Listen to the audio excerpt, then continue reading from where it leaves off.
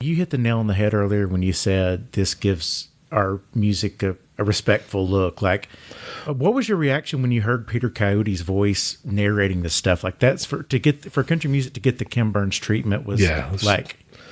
Well, I mean, I think obviously it's going to have a lot of people look at it and go, "Wow, I couldn't have been more wrong about what that is." And what I loved, I think the very, very most about it is I'm very equality minded, and I don't understand that pecking order of rich versus poor versus white versus black versus any of that mess. It doesn't even compute to me. I really believe that we're all the same.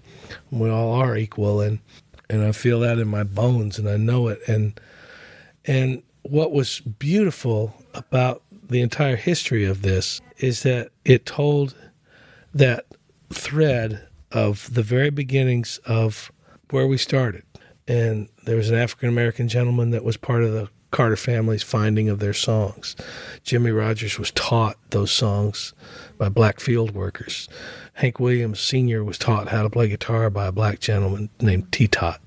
DeFord Bailey was the most admired performer on the Grand Ole Opry when he was there. And it went on and on and on. And it was so beautiful to find out that the music community, the people that were creative, never had that line in the sand drawn over race.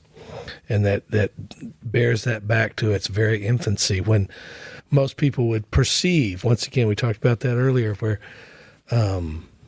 this audience, this country music place where it's fairly conservative and kind of rednecky, and that's the first place you're probably going to find racism, the first place you're going to find any of that kind of animosity. And while that might be true in some instances of that fan base or that whatever, people that were crazy about it, it was never part of the creative community. They never felt that way. And there's so a tremendous amount of pride that you were better than we were as a culture and as a country with our relations in that way.